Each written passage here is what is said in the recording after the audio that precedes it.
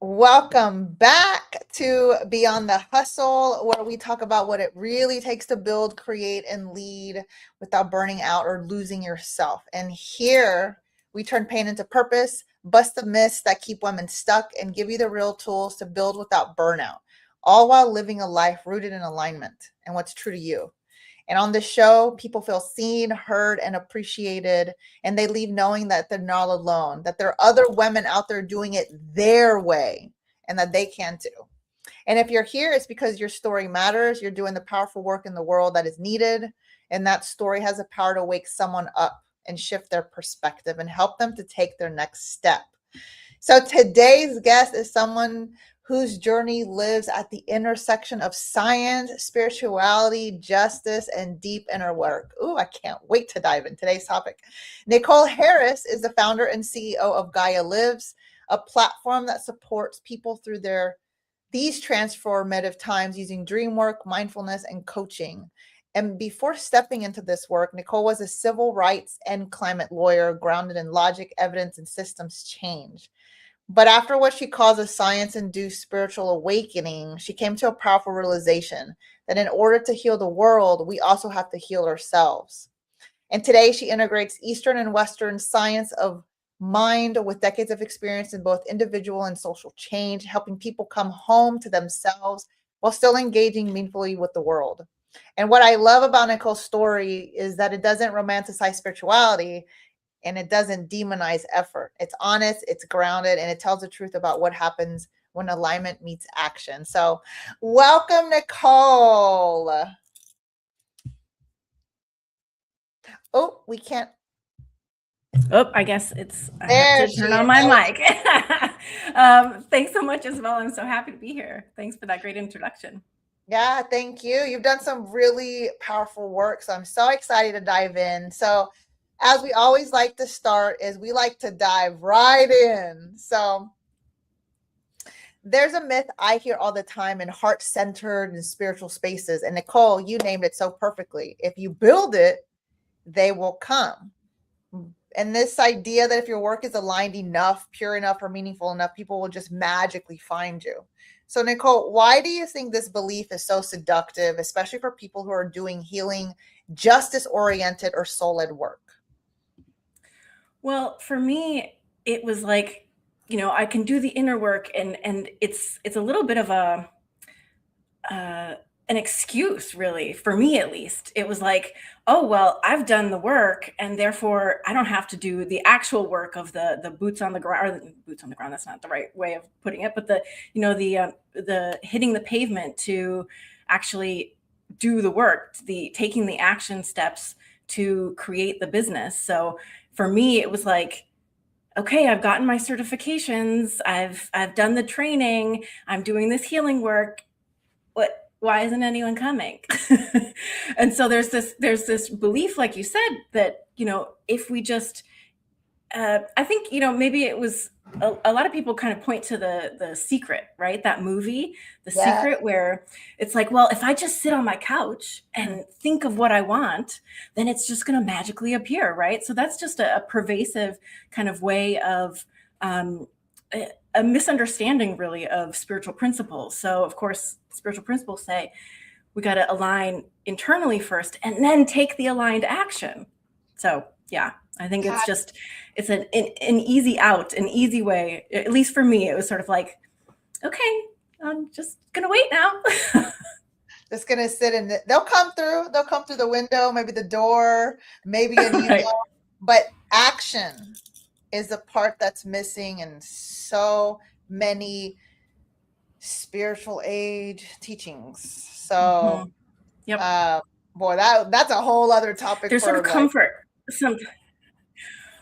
Right. There's some comfort in thinking that we can just sort of do the work in the mental realm or the spiritual realm, and we don't. There's sort of sometimes, like in the spiritual world, there can be kind of a disconnect between the spiritual and the physical, and I think that's what we're getting at here. That you got to have the spiritual and the physical. Yes. So I love that. So Nicole, for years you were working on your business. You were getting certifications, deepening your training, preparing, but you were still anchored to your day job. So looking back now, what do you see was really happening in that phase of your life?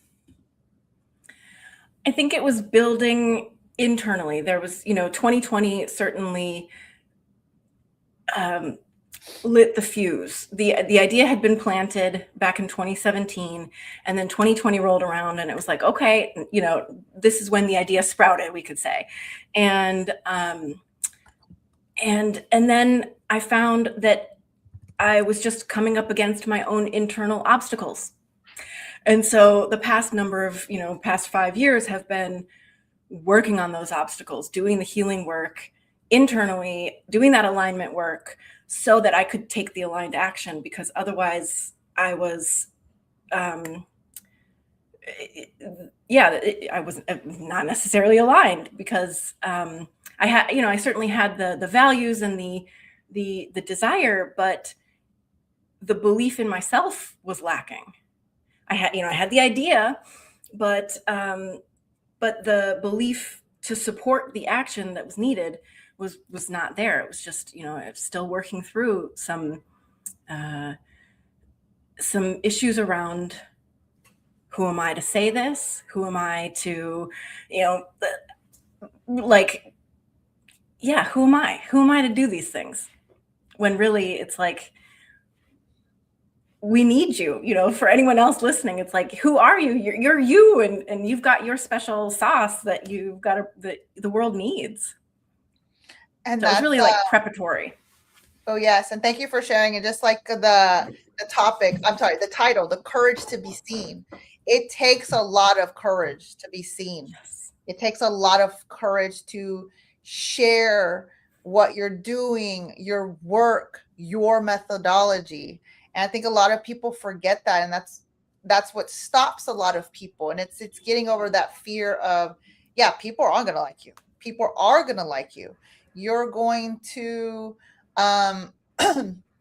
challenge the status quo, especially with the work that we both do. We're challenging systems that have been put in place for so long that now, and I do see this more people are challenging these. They're asking more questions. I think that's so important. It's so needed, especially in the world that we're living in.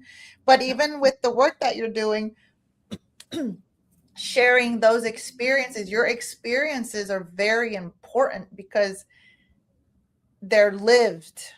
And I believe the most powerful work are the most powerful work coaches and transformations, the people that are living what they're teaching. And then that's exactly what you do. And I appreciate you for doing that. And then I have a question about that. Do you think that particular season was about safety or about not fully claiming your work yet? I think maybe a little bit of both, safety and hiding. Certainly, like you said, it takes a lot of courage, and I had to get over myself. I had a message. I had this idea, but like I said, who am I to be bringing this to the world? And so it was about safety and hiding, and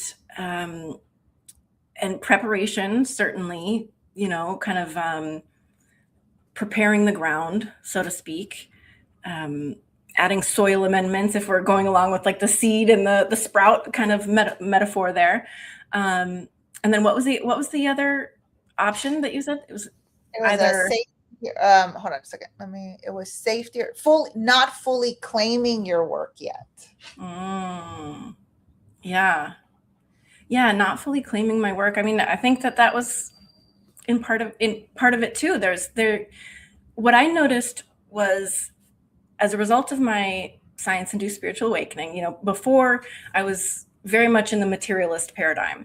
And so that is about the material world. And so there was, in that way of looking at the world, there's a lot of efforting, a lot of action, a lot of forward physical movement, right? But when I had my awakening, there was kind of what I recognized in me was like, well, if the universe is taking care of everyone, if the universe is, taking care of me, God, source, the universe, however you want to call it, is sort of taking care of everything, then do I really have to do anything? Can I just put my feet up and like relax because God's got it, but really I'm a part of God, if we're looking at it from that perspective, and therefore I am the activity of God as well. And so this idea planted within me is, we could say, an idea from source, and source is asking me to bring it into the physical world. So so there was definitely a period of like, well, maybe I don't need to, and that, I guess, tied in with safety as well. Like, maybe I don't need to bring this to the world because like God's got it, or source has got it, or whatever, all of the other people who are doing the work there, it's covered, right? So I think it's a little bit of both. Thanks for sharing and being so vulnerable. And, everyone has their own perspective, and that experience is important. And Absolutely. so my mentor, well, no, this is a few, because I've had different mentors, but one said, your story can be someone else's survival guide. So it could really, by sharing what has happened, what you've been through, really help someone else to not feel alone and to see that perspective, and then that resonates, and maybe that lights that fire. So it has this ripple effect. Yep, absolutely. And sometimes it seems to me that, how to put this, like, my people are going to resonate with me and my story, and then they might not resonate with everyone else's story. So and same goes for you and your people, and so if we quiet ourselves, if we hide, then we're denying that feeling of resonance and coherence for our people, for the people that we're meant to be impacting, helping, assisting, however you want to put it. Yes. Oh, we actually have a message from Cami Adair.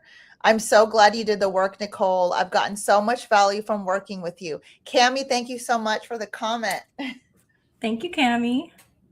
Right there, because you took the courage to step out, you're able to work with Cami. Yeah. And then together look at the transformation.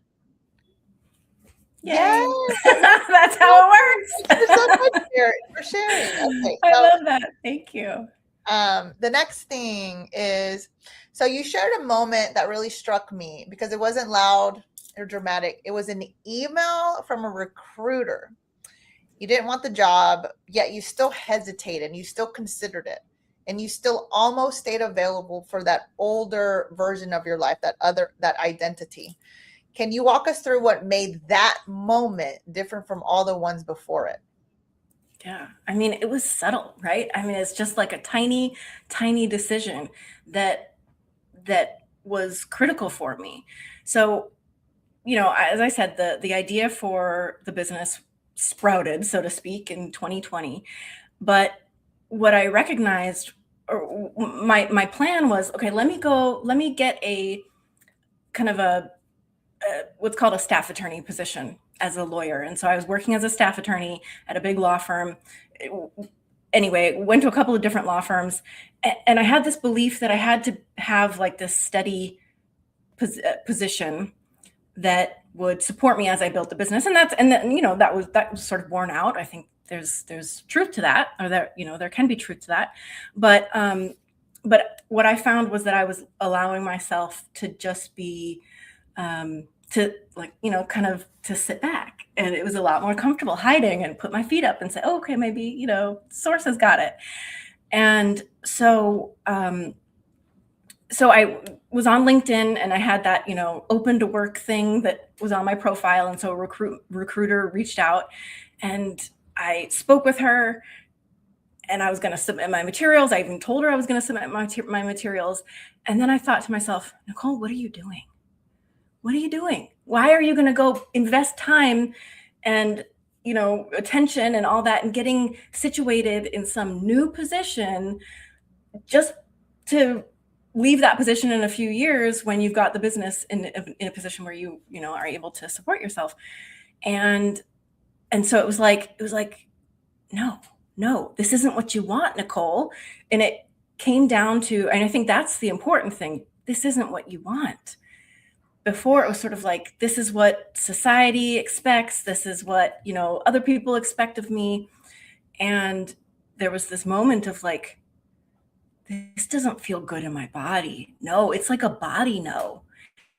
Like it was like my overriding my inner knowing, right? Like, oh, I had to like rationalize, like, oh, maybe I should pay or whatever. But like the body was like, no, don't do it. And so listening to my body was like the big aha, you know, to say, no, this isn't what we want. And so the next day I wrote the recruiter and said, thanks, but no thanks. I'm going to retract my application. And from that, it was sort of like, that was the little tiny moment, the decision where that allowed everything else to kind of flow after that moment.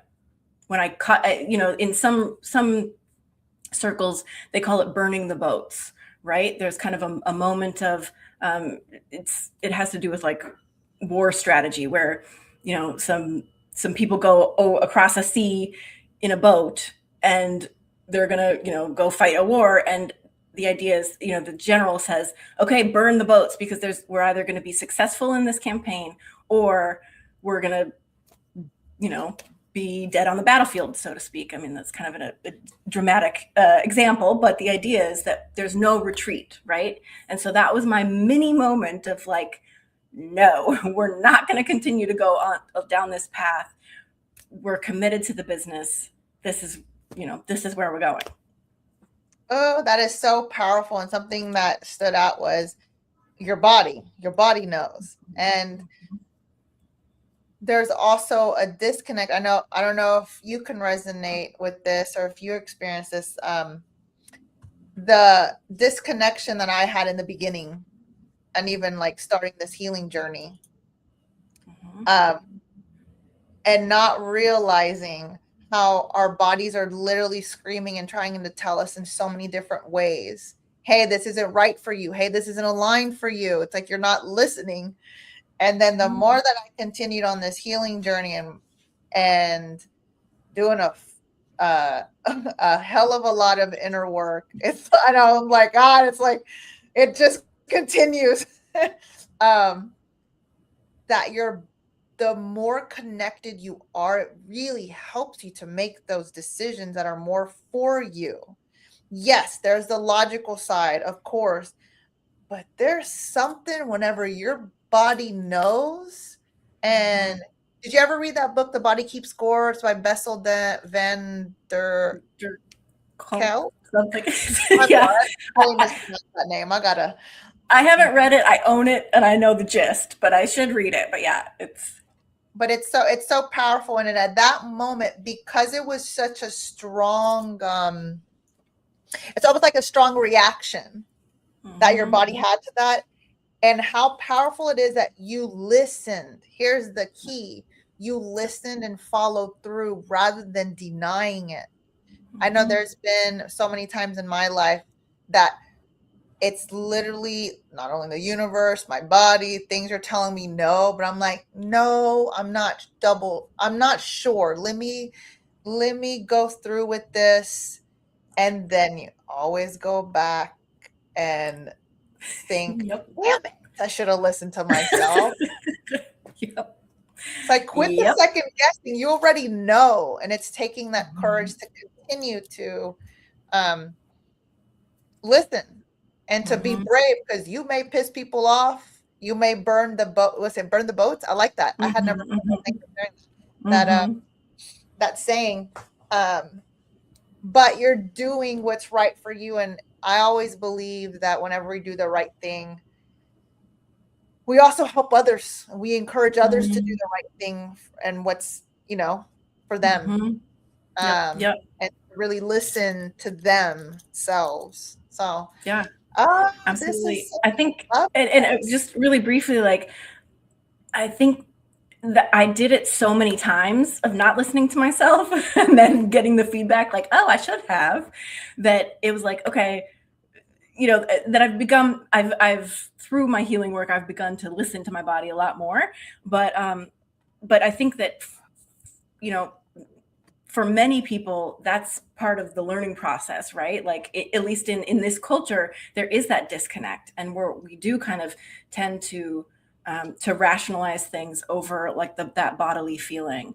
So, so yeah, I think if I guess I'm just thinking about anyone who's listening, who's in the midst of who's done that recently. It's like, you're not alone. It's a totally normal, and I think perhaps even part of the process for many of us who are kind of coming home to ourselves in that way. Agreed. And then I love this. So you made the decision to stop entertaining legal jobs, to fully close that door. Yep. And within weeks, things started moving. Washington Square Park, dream interpretation work, contracts showing up. Yep. So, one, what did that choice cost you emotionally? But what did it also give you back? Mm-hmm. Yeah, I think it cost me the safety of hiding. It cost me. Um, I think that there can be, how can I put this? Like, if we've done something for so long, we can kind of justify it to ourselves that well, you know, this is just the way it is, the way uh, um, it we can kind of feel like if we change things now, it's making the past us who did those things that we're now changing, that like there's maybe like a sense of judgment towards that past self. But so there can be kind of like a cost. There was sort of a cost of that story in myself. It cost me the story in myself. I mean, also there, you know, I think as a lawyer, there was kind of like uh, it cost the reputation. There can be kind of like a, ooh, I'm a lawyer, you know. Um, but it and then what did I gain from it? I mean, it was I think alignment with myself, alignment with my purpose, alignment with what I'm really here to do. Oh, thanks for sharing that. So Mm-hmm.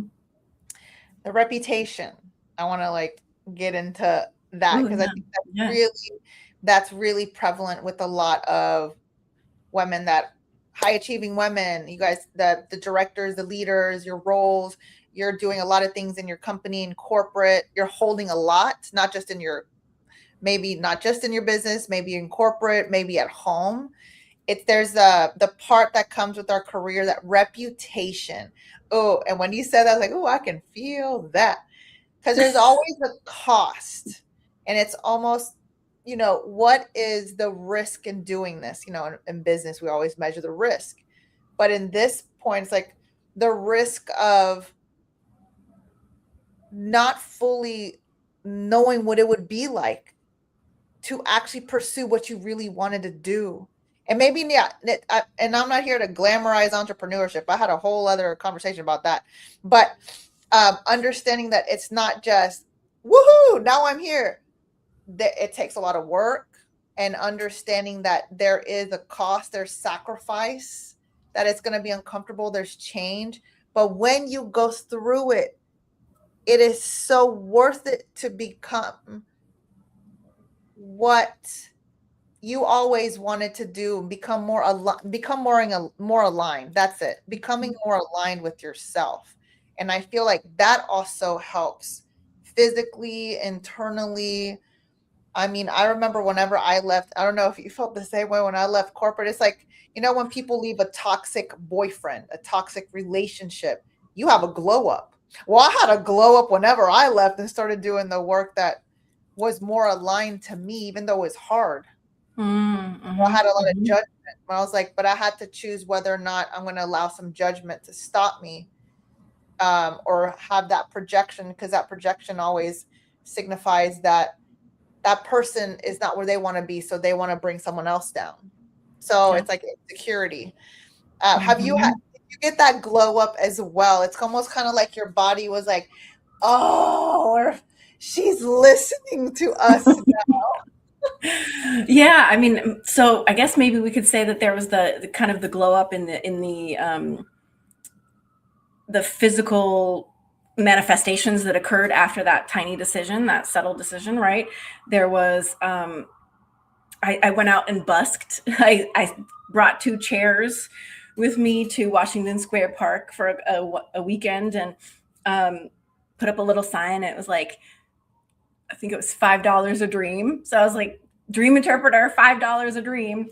And just putting myself out there was, and showing up on display at the northeast corner of Washington Square Park, people walking by, and some people like snickering, or other people coming over and talking.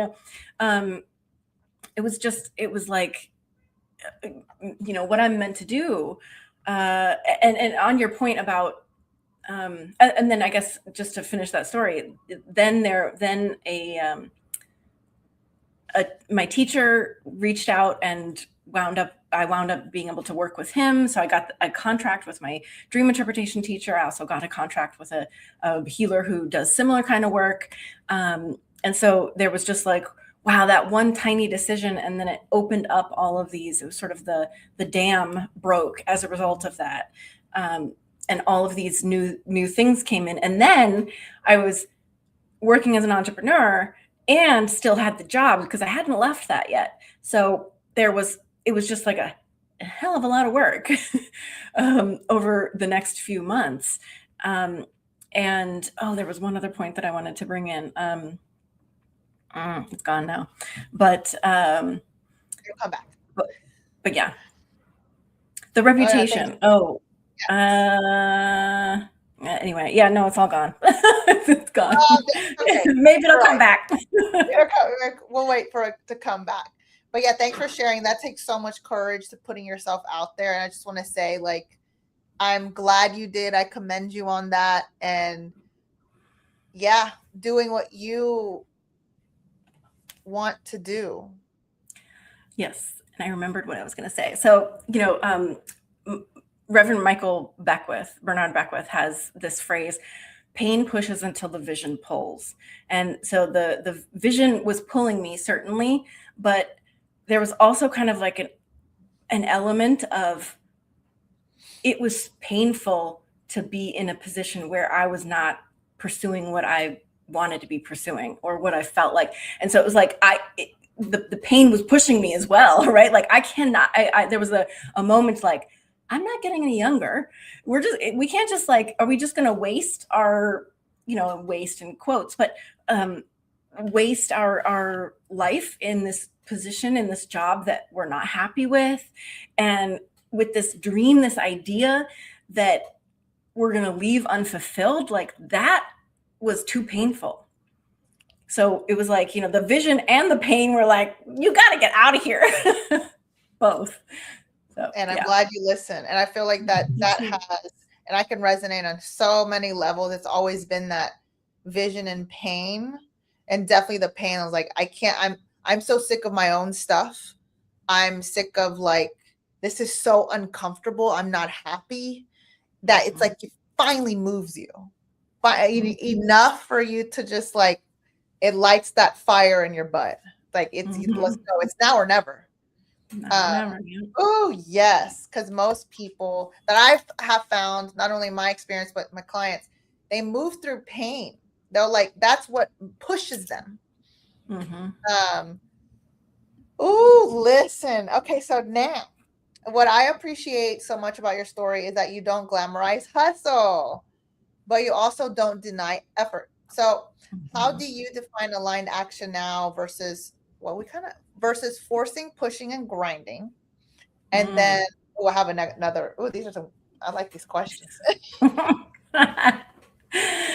Okay, so how do I define aligned action and not against pushing, pulling, grinding? Okay, or pushing or grinding. Yeah. For me, it's we've talked about aligned action, right? And so how do we get into alignment? So that's kind of the first step, right? For me, it's about doing the work to come back to those practices that align me. And I say come back to because sometimes, I'll be honest, like I might fall out of the practice, and then it's like, no, remember what we're doing here. Let's get back into it, right? So it's sort of like, how do we? There might be times when we're doing really hard work, right? When I'm like working hard, staying up late, whatever, doing the hard work, and still that doesn't necessarily have to translate into hustle. We don't have to like look at that as hustle. It's all about the energy with which we're approaching that work, right? We can work along many hours, but if it's coming from a grounded kind of where we're working with the vision, as opposed to I need to do this, or we're hustling because we're pushed along by some sort of anxiety or overwhelm or fear or something. So really, it's sort of like addressing. It's doing those alignment practices, meditation, yoga, whatever it might be, and also and coming back to them if we fall out, right? And then Yeah. also the kind of the energy that we're using to fuel the work. Oh, Whether yeah. that's like energy that is as a result of negative emotion, difficult emotion like anxiety or overwhelm, or more positive emotion, more beneficial emotion like a grounded feeling, or I'm inspired, motivated to get this work done. Oh, yes. Thanks for sharing that. It's a really good steps to remember. It's a whole journey in itself. Mm. Mm-hmm. It And then for is. listeners who are deeply spiritual but hesitant to put themselves out there, to share their work, invite people in, or be seen, what do you think they're actually afraid of? And we can even Mm. define deeply spiritual because there's so many like nuances to that too, because there's different types. There's also, I feel there's a lot of extremism that's going on. I mean, in the whole world. Mm. We can, since this is a question of spirituality, there's a lot of extremism. There's a lot of Yeah. spiritual bypassing. But whenever we talk about that, how would you describe it? And then, what do you think they're actually afraid of? So, yeah, a person, I mean, I think it could relate to many different fears, right? But I think at base, there's, I mean, it could have to do, someone who's deeply spiritual, who is afraid to get out there. Maybe they're afraid of being seen. And we could relate that to, if you want to go down that rabbit hole, there's the idea of like light worker syndrome or something like that. I don't know if you've ever heard that, but the Oh, idea that in past lives, people who are doing spiritual work now were persecuted, for instance. And so there's some fear in like putting oneself out there because of persecution in the past. But even, we don't have to believe in or even look at past lives to see how that might be true. For instance, in my own life, when I've been visible in the past, there have been times when I've been bullied. There have been times when I have been, when painful stuff has happened because I've been out there, because I've, shining as myself. And so we can sometimes, and I think for many of us, it's our path that we go through that in order to overcome it, so that we can then bring what we've, bring the tools and things, bring our healing to other people who are in similar situations. So So I think people who are spiritual, I mean, yeah, fear of being seen, I think, is a big one. Yes, going back to the title, the courage to be seen. Yeah. That light worker syndrome, is that almost like ancestral trauma, like ancestral wound? I was like, Yeah, oh, yeah, that's yeah. We could like, look at it in that from that perspective too. Yeah.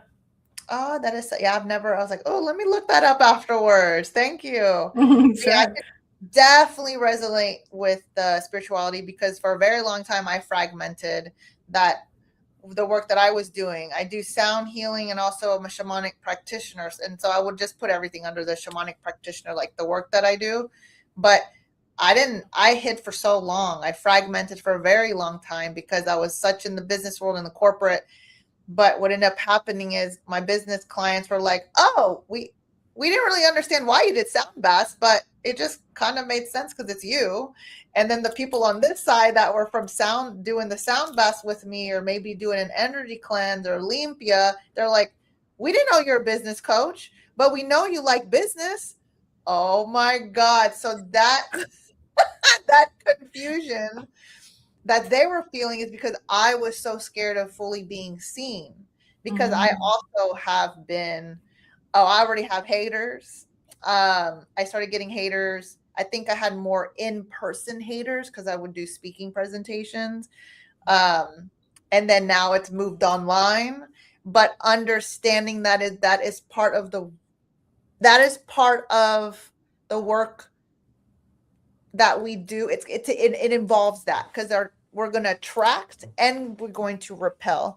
And I believe that having that shows how strong your message is. And it Mm-hmm. depending on like the subject, right? I can't put that on everything, but in this scenario, in our case, because I'm familiar with your work, and I know you're familiar with my work, but it can be something that could be triggering for someone else, and it may like spark something like, oh, I don't want to look at that, so I'm going to project, or, oh my God, you're speaking to me. Thank you for saying the things that I'm trying to say, but I'm too Mm-hmm. scared to. So I feel like that's powerful. um it's a powerful messaging. It's almost like that needs to go, it needs to come out, it needs to go out, because you're literally helping people. Even the ones that are trolling you, you're also helping them, and they don't even know.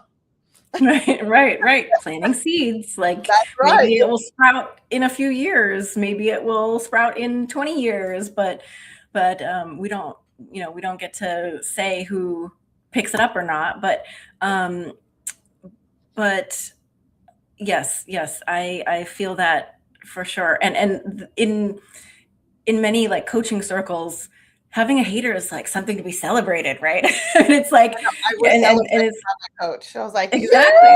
yes. I agree that I'm it's so something stressed like something is resonating, something is hit, your messaging.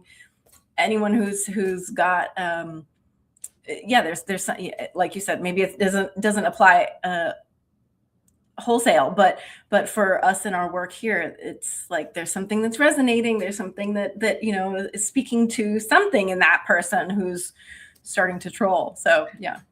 Oh, yes. So now, one thing that stands out about your work is how deeply it's rooted in ahimsa. Did I say that correctly? Yep, ahimsa. Mm-hmm. Ahimsa, non-harm in thought, word, and action. So how does that principle show up in the way you run your business, especially when it comes to visibility, marketing, or inviting people into your work? Yeah, so it's all, so ahimsa, like you said, it's non-harm, non-violence, yeah, non-harm.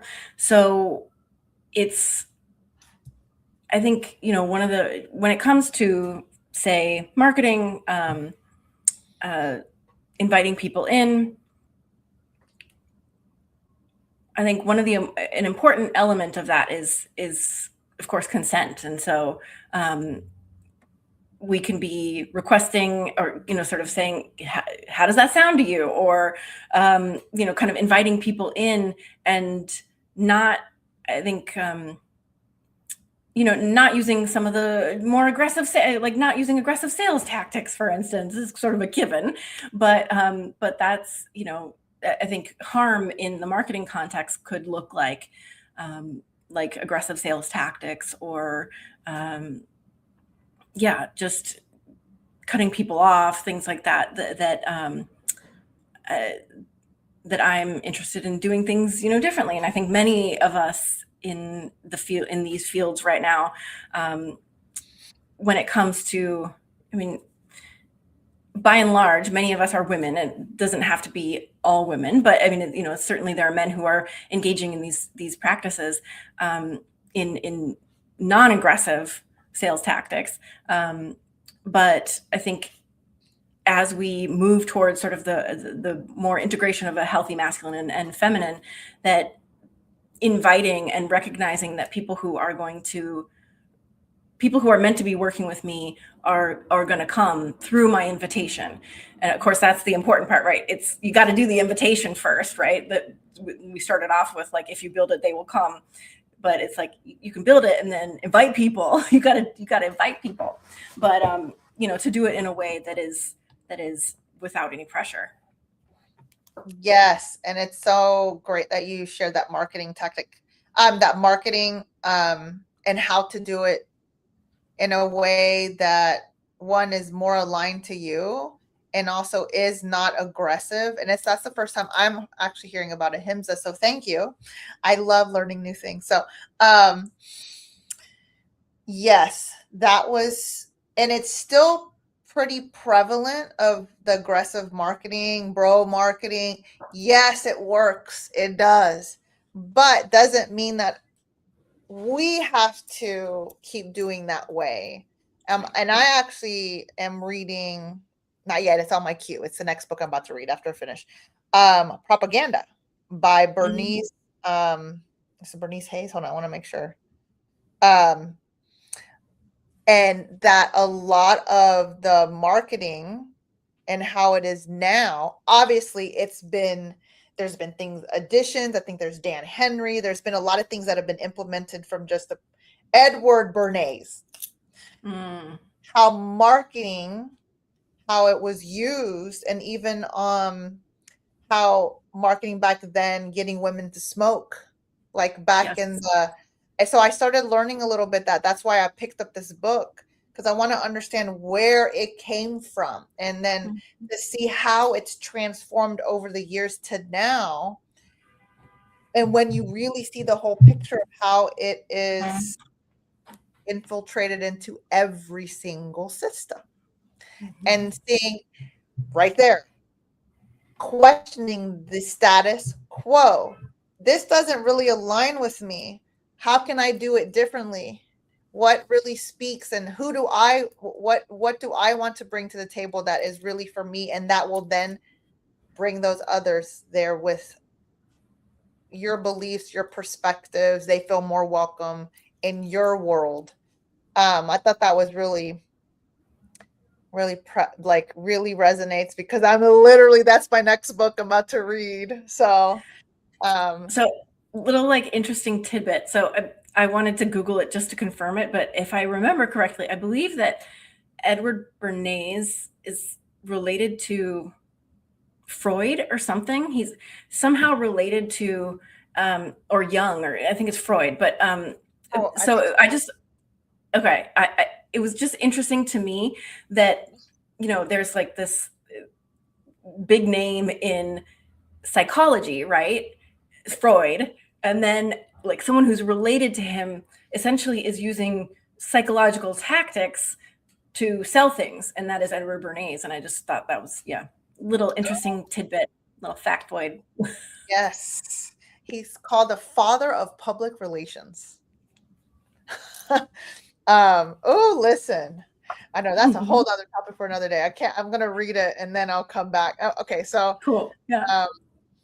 So that's next thing. Oh, this is good. There's actually two questions I want to ask here. So for someone listening right now who's right at the edge, who knows that they can't go back but feels scared to fully step forward into what they want to do, what's one grounded, practical step that they can take in the next 30 days to help them? So I think one thing that I have done to help me is to get into community with people who are doing the same thing. So to surround myself by people, women who are building businesses as well, who are challenging themselves to be courageous. So anyone who's in that similar position, like put yourself in groups of people who are trying to do the thing that you're that you're wanting to do, and allow them to give you life, allow them to give you inspiration and motivation to do the thing. And I mean, just sort of basic neuroscience, we have mirror neurons, right? And so we can look at someone and imagine ourselves doing the very same act that they're doing. And so if we put ourselves in the shoes of people that we look up to, we can kind of begin to imagine ourselves taking the stage, for instance, or being interviewed on a podcast, and begin to sort of use our own neuroscience to our benefit to really imagine ourselves in that position. Oh, yes. Thank you for sharing. And when things feel slow or uncertain, what helps you stay devoted to the path you chose? To me, there is, kind of going back to one of the things that we talked about, that potential pain of not doing the thing, the potential pain of not fulfilling my potential. Like that's terrifying. that I don't want at all. The idea of, I mean, I always butcher sayings, but there's a saying, right, about something like the best place where all the best ideas are is the graveyard, right? Oh, I'm yeah. screwing up the phrase, right? But the place where the most ideas are is the graveyard. So people who went to their graves without having believed in themselves enough to do the thing that they really wanted to do in their hearts. And that idea of going to my grave without having done the thing is, ugh, I can't imagine. So Oh my I don't want to do it. So it's really like that, the vision and the being motivated by the pain of not accomplishing what I came here to do, what I really believe that the impact that I'm here to make. There is, as I see it, something that's pushing me along, whether that's, God, source, the universe, whatever, or even just, there is just like I do feel like there's this something at my back sort of saying, no, you got to keep going. Like it's the discomfort of not fulfilling my potential is maybe what we could say is the thing that's pushing me. Oh, yeah. Thanks for sharing that. And yes, the pain of not being able to do that. And then on another note, it's almost I've seen a lot of people pass that didn't fulfill their potential. And that to me was like, I don't want to be like that. And Exactly. it's that like forever is ingrained. And that the graveyard saying too is like, oh my God, that is so, so true. And That's sad. enough. That's enough fear. It is. It's sad. And it's a choice. And also people's lives and like how maybe their path. Maybe that was the path. I don't know. True. I'm not. I don't Yeah. know. But Yeah. there was a deliberate choice that you had to make, that I had to make, to actually do that thing that's scary So I feel like we do have a choice, and I feel like we forget that. Yep. That just comes back to it. In coaching, in my coach training, it makes me think of one of the concepts that we learned is, when we're working with a client, even if it seems like an impossible situation, like go to the place where they have agency. Where do they have agency? Because we always do have a choice. Even if it doesn't feel like a very good one, or, but there's always the ability to choose somewhere. Right. So, yeah, you and I both did. And I think many people are in a position to make a choice that moves them at least closer, that there's sort of taking a step towards bringing into the physical world what they're imagining in their spiritual or mental world.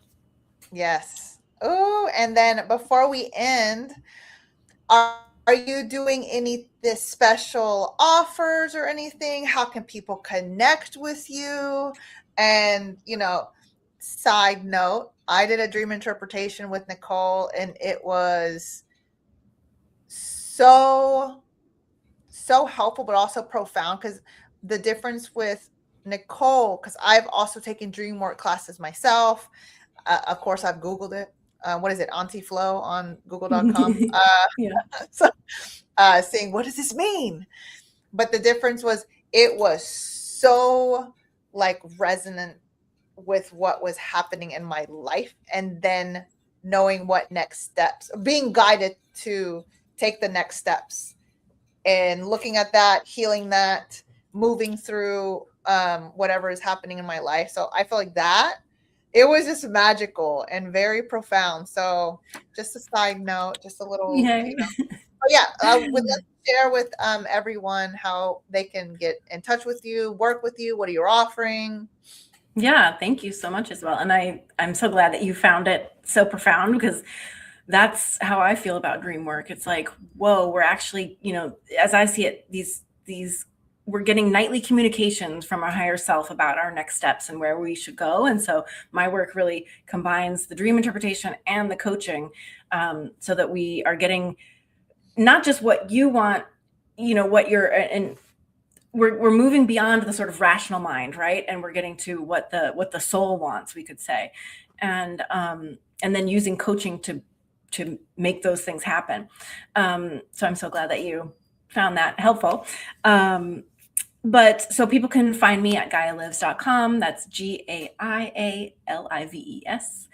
And I'm also on all the socials as Gaia Lives Now. And I would love to, so I did recently just set up a training about how to feel better in the world as it is. We're going through this period of major transformation, major upheaval. There's a whole lot of stuff going on in the world. And so if people are feeling anxious and maybe kind of stuck, paralyzed in their fear about what's going on in the world, I've got a training next Tuesday. It's the 23rd. I know it's a couple days before the holidays, but I just saw a need for it, and I thought, let me just put it on the book. So in case anyone would like that, that's on Luma, and more information about that to come on my socials and on my email list. So, and then also, just as anyone who's listening, if you want to head over to GaiaLives.com/night vision, I've got a free gift for you. It's my top tips for dream recall, a dream journaling template, so you know exactly what a trained dream analyst is going to be looking at when they're looking at your dreams, so you can be sure to capture those, like colors, numbers, location, all those sorts of things. And then also a brief practice to do what's called dream incubation or a dream inquiry. So it's actually where we're intending to have a certain dream on a certain subject, or to have a dream on a certain subject. So we're saying, hey, higher self, please tell me what I need to know about my business, or please tell me what I need to know about my relationships. So it will, so we can get specific guidance from your higher self on a specific topic. So that's all in night vision. And you can head over to GaiaLives.com/night vision for that. Oh, thank you. And then actually, I'm not sure if she's still there. Tammy Watson says, hi, Nicole. And then Oh, she said, just joined a couple of minutes ago. Is there a recording of the video? And I did let her know, yes, there will be a recording. As soon as this is done, it lives on LinkedIn, it lives on YouTube, it lives on Facebook. So, yes. And I know Nicole will share it to her page, so you'll be able to watch. So Nicole, oh my goodness, what a powerful conversation. I have like so many more questions, but it's like we could go like for 2 hours, but let's do a part two because yes. I wanted to dive into the climate, the sustainability. There's some stuff that we're like super aligned with. Love to hear your perspective, especially because you were in law. Oh my God, there's so many more questions, but let's leave it for next time because there's even some more Yes. questions, even diving a bit deeper into the dreams. But as we close, Nicole's story is such an important reminder that alignment doesn't mean passivity. Clarity often comes after commitment, after making that choice. And the universe responds when we respond to ourselves. It's almost like the universe is meeting us halfway, or even sometimes more than halfway. We just take a step and then it's boom, here, we're here helping you. You can be spiritual and visible. You can be heart-led and proactive. You can honor non-harm without hiding. And Nicole shows us that inviting people into your work isn't selling out. It's an act of trust, responsibility, and relationship. So Nicole, thank you so much for your honesty, vulnerability, your wisdom, and modeling what it looks like to lead with integrity in both inner and outer worlds. And to everyone listening, if this conversation resonated, share it with someone who's standing at that edge of their own point, that they're ready to step and they just need that push. And until next time, keep trusting yourself and taking that next step, and stay tuned for the next Beyond the Hustle. Nicole, thank you so much. Thank you, Isabel. This has been wonderful. Really appreciate it. Thank you. And thank Can't you wait to for next all of time. you. Yes, and thank you to all of you that joined. We had some action going on in the chats. So thank you again. There will be a recording. So until next time.